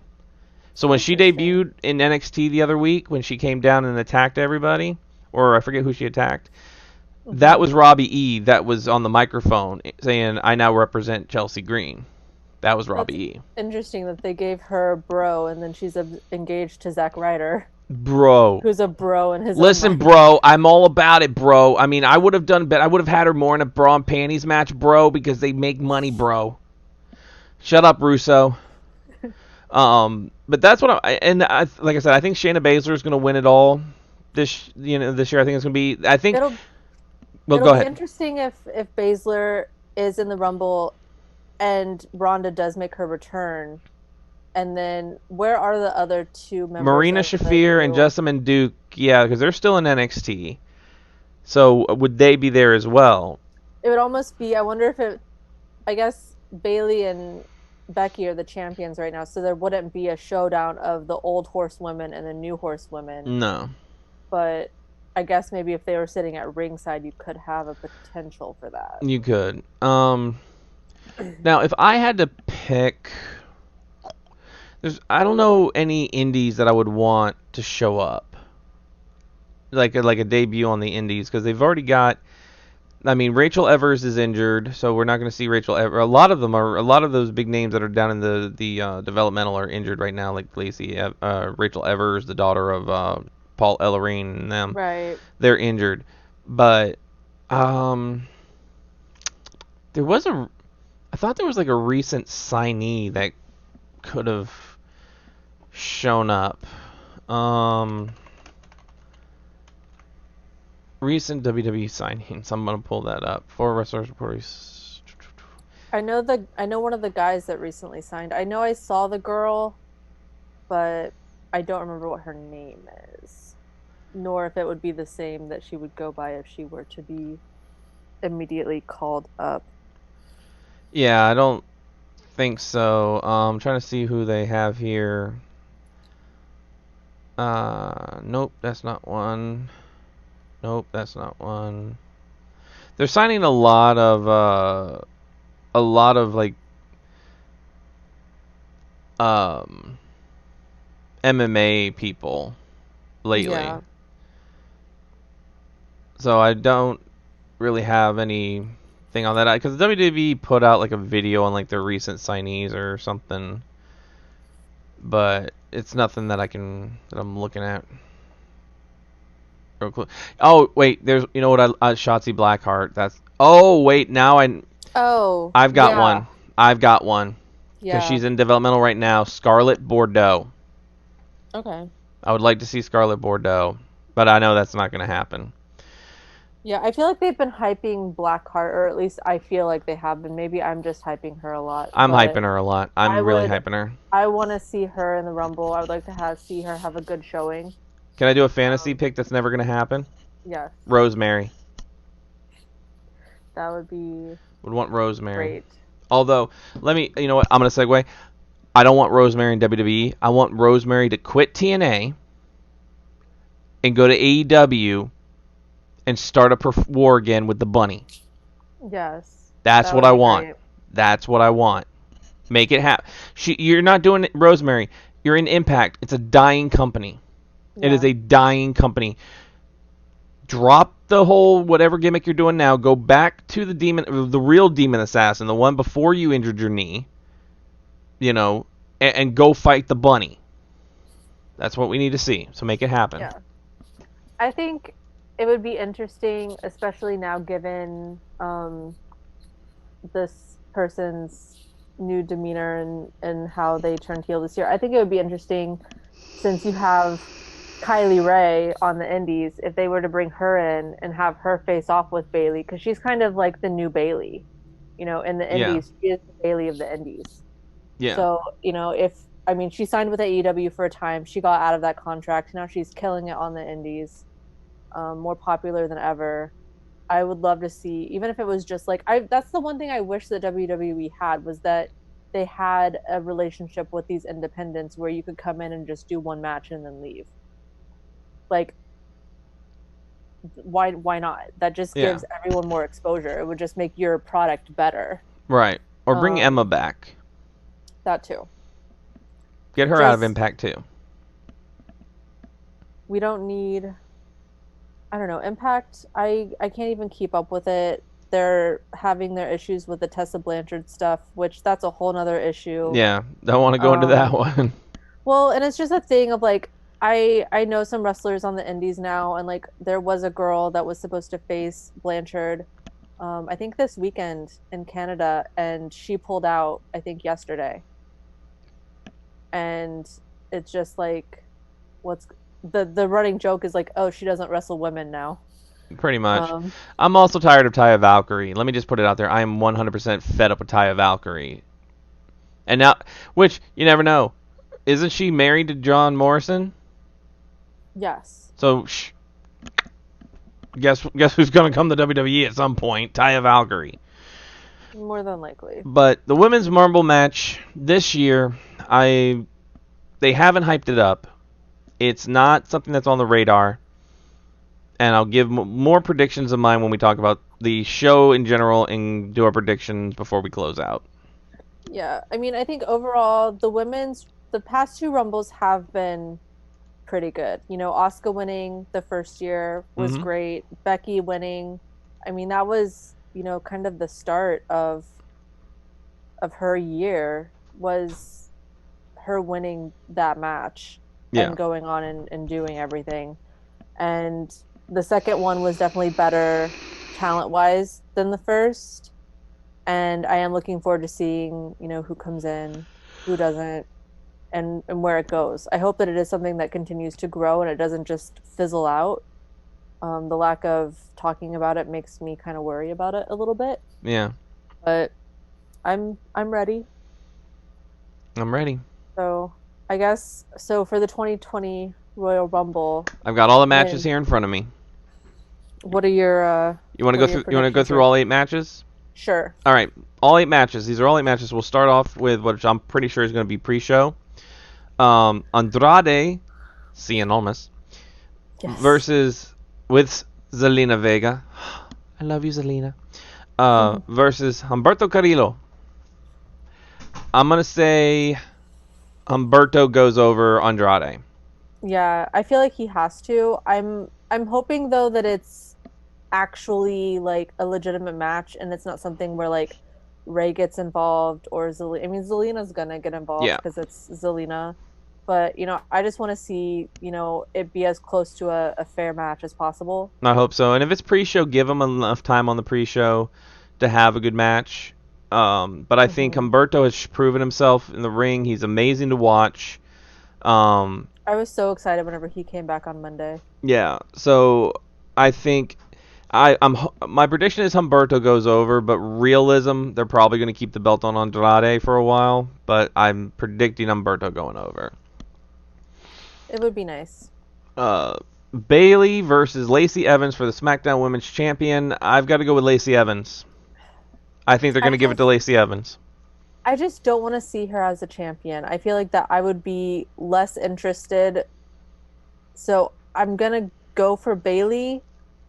I think that Lacey is over in the fact that after I believe it was the moment that was it Sasha and her daughter had Mm-hmm. on SmackDown that you know they're constantly putting her daughter out there now, like in all the videos, all the things. It's like they're almost pushing. I think her daughter's name is Summer. I think they're pushing Summer almost more than Lacey.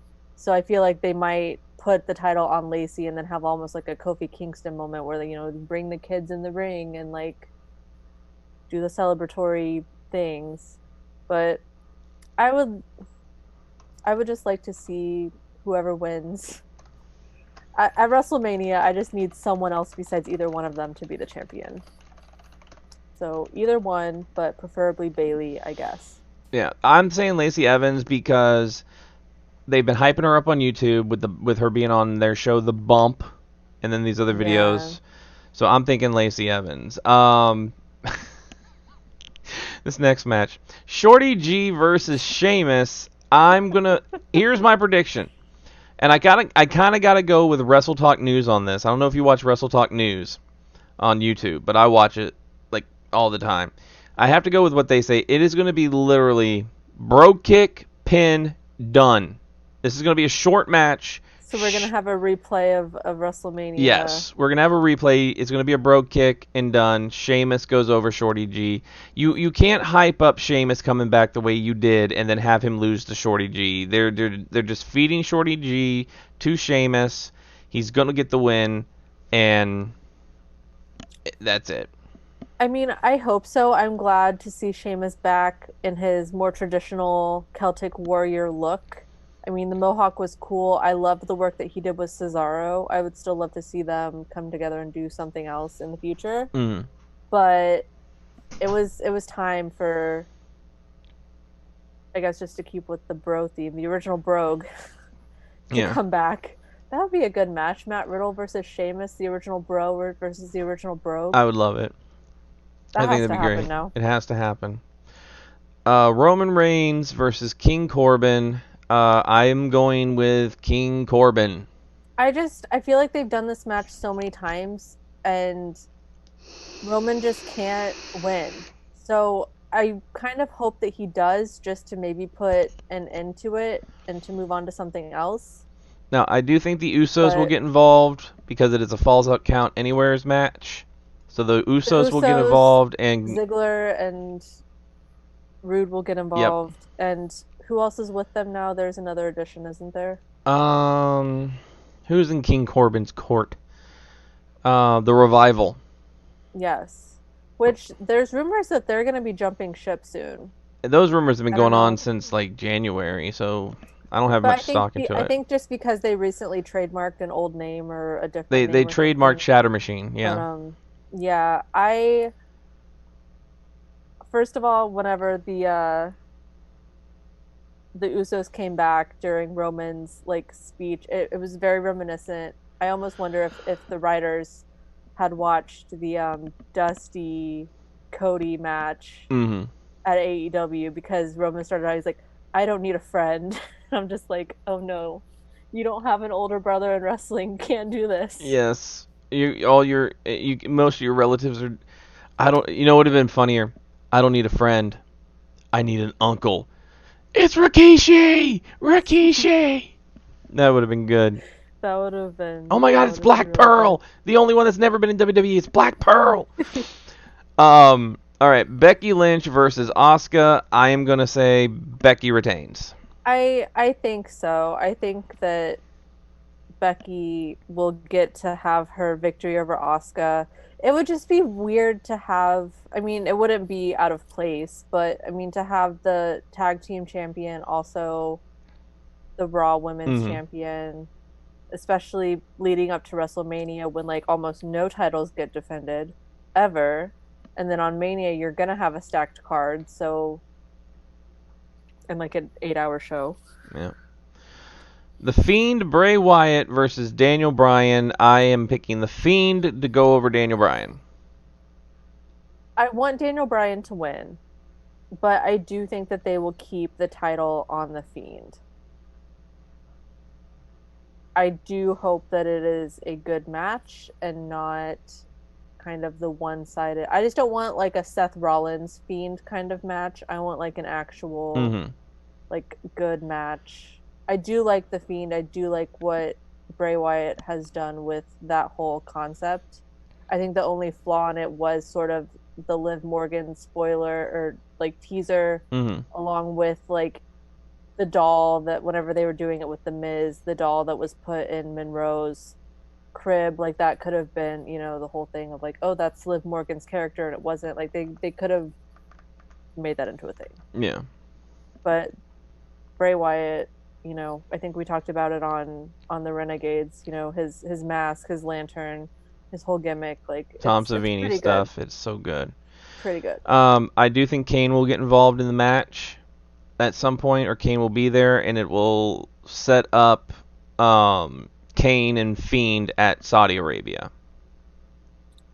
Is the next Saudi Arabia event before or after WrestleMania? Let me see here. I don't So I don't follow it because I don't watch them, so I don't know. it But doesn't look like it. I'm not sure, but I'm thinking. Let me see here. Um, WWE pay-per-view events.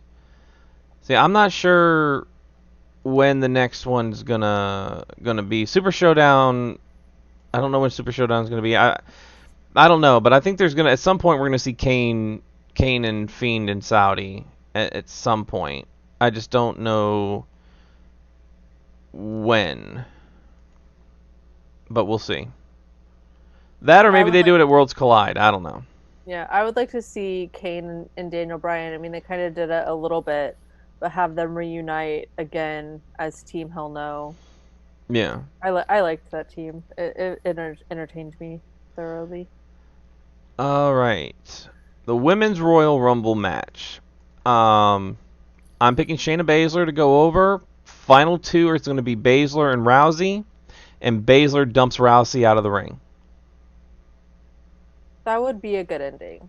I I'm really hoping that they don't do the push of Charlotte Flair. Yeah. You know, she's gonna be the one that the commentators are heavily like, "Oh, Charlotte's gonna win. Charlotte's gonna win. Charlotte's the favorite." And she's good, she's talented, all of that, but I just don't want to see her win this Rumble. Neither do I. I would rather it be someone from NXT, whether it be Baszler, they somehow have like Ripley do it, they bring in EO, um, just any of those possibilities. I think if Ronda's in it, she'll definitely be in the final two. If she doesn't win it, I think she will probably lose it to Baszler. And the men's Royal Rumble match. Now this one's hard. Like Wrestle Talk News was picking Roman Reigns to go over. Um, However, I'm out of left field, and this is a pick that's probably not going to happen. But I'm going to put it The Miz. I would love to see the Miz I win. want The Miz. I I think it's want to his time again. see. I would love that, especially now that Morrison is back. Mm-hmm. Like, I mean, I on my tag team episode, I talked about my love for Miz and Morrison, both individually and as a tag team. I'm so excited that Morrison is finally back. I'm looking forward to seeing what they do with him and Kofi. I'm guessing that Kofi is going to be in the Rumble. The one. Let's see who's already.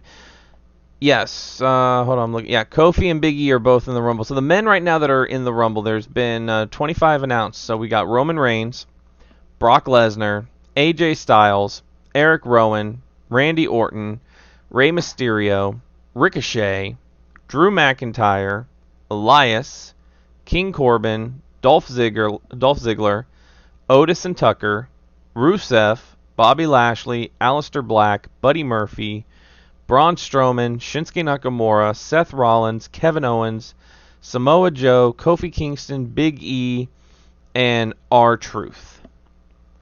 Okay. My final four, if I had to pick my final four, it's going to be Roman Reigns, Brock Lesnar, AJ Styles, and Drew McIntyre. Those are my picks for the final four men in the ring. So realistically, AJ Styles goes over and goes on to WrestleMania. I almost think that if they bring anyone up from NXT just for the Rumble, I think that that person might be Keith Lee I because would love to see Keith Lee. he had such an amazing, and if they bring him in, I could see him making it into the final four. Mm-hmm. Just based on the Survivor Series stuff and the War Game stuff. So if we got five spaces for NXT, I would say Keith Lee, Adam Cole, Baby. Dominic Dijakovic, Mm-hmm. a returning Velveteen Dream, Mm-hmm. and I'd like to see Walter. Walter. I'd have to go with Walter, or either Walter, and if Velveteen's not able to go, Pete Dunne. I think Matt Riddle like has to be. I don't know. He's just always hyping himself in all of it. Like he really wants to get to Lesnar. Mm-hmm. I don't know if they'll make it happen, but and then that's assuming that there's no like legend that needs to make an appearance to make his contract extend or something. I'll do four NXT. I'll do Lee. I'll take out Dijakovic and put in Riddle, Adam Cole, Walter or Pete Dunne, but Undertaker's going to come back to the Rumble. Yeah. I hope so. Although I am kind of hoping that he's nearing the end for Mm-hmm. him. I've always wondered with the Undertaker because he is so kind of private and doesn't do a lot of talk about that kind of stuff. Like if he retires, is he going to announce it or is he just going to go?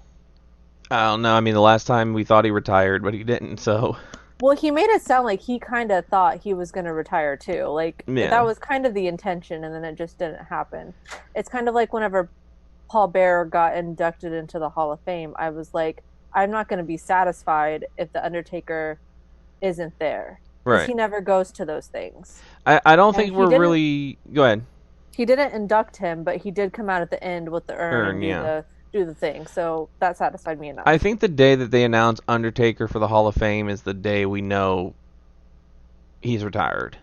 Yeah, I'm trying to figure out if he'll want to go in I think because he has the right to say no. he does. I mean, Bruno Sammartino said no for so long.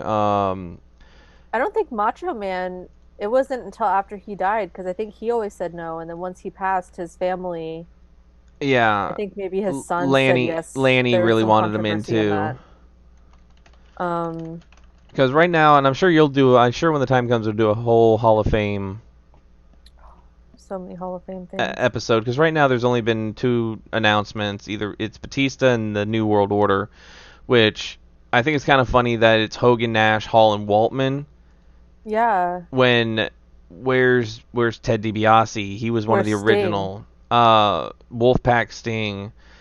But I think with the NWO, I mean, Sean Waltman was the sixth member of the NWO. Yeah, I don't even really consider him to be, much like I mean he was a member, but you think of him and you think of like DX or just him on his own. Yeah, so I mean, if you talk about the original incarnation, it should. If you're talking about, if it should be Hall, Nash, Hogan, DiBiase, the Giant, and Six, Yeah. because those were the six. Because his name's Six. Sean Waltman was six because he was the sixth member. Yeah. Now you could hunt down the NWO Sting, Jeffrey Farmer, uh, to put in there, but why isn't like Bischoff going in with him? I know you're not going to put in like Conan or Rick Rude or Brian Adams, but definitely DiBiase should be in there because he was a Yeah. big part of the beginning. The Giant should be in there because he was a big part of it. So I don't know how they are working the NWO because if there's so many members of the NWO, and really if you're just talking the original, it should just be Hall, Nash, and Hogan. But we'll see. But that's my predictions for the Rumble. So we'll see if I I where I land on the polls. yeah, I don't know winning for the men who exactly. I know I definitely don't want Lesnar. I almost wouldn't be surprised if he did win just because he seems to do everything that I don't want him to do. Um, I think it would be interesting if they did put Paul Heyman in just because of the R-Truth segment. Yeah.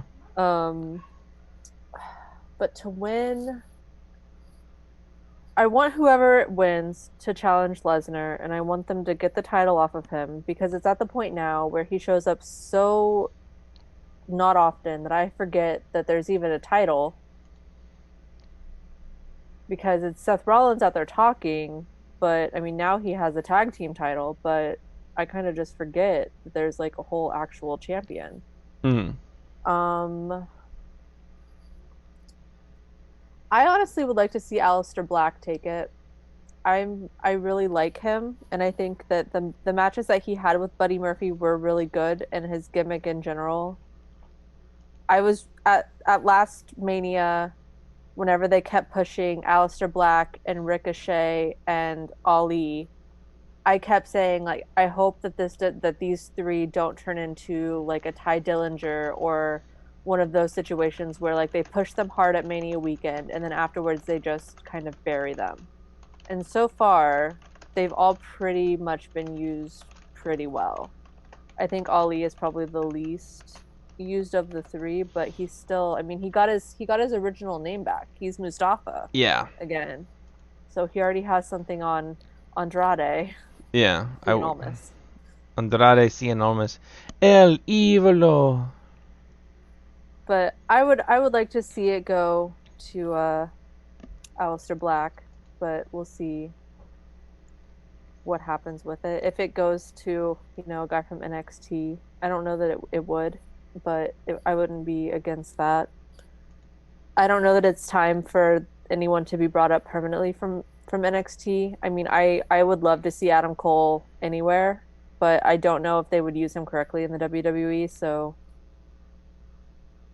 I don't want him to get ruined. I want him to go to AEW. Fantastic. So yeah, those are our predictions. Spin, anything you want to talk about or plug? So, of course, I guess I'll just plug our stuff. So, the Nerd Rage Renegade show, which Panda is also on, our ever loving 7 year long show. You can catch us on Twitch TV at nerd underscore rage underscore renegades. Almost every weekend we're on there. Myself, Panda, and the Space Chief and Thorn are on there. We just recently had an episode this past week with our friend Marnie, talking about her new comics. And I think we said this weekend, with time allotting, we're probably going to look at the Oscars and make fun of the Oscar picks, because they're always fun to make fun of the Oscar picks. Yes. Because Joker's nominated for Best Picture, so we got to talk about it.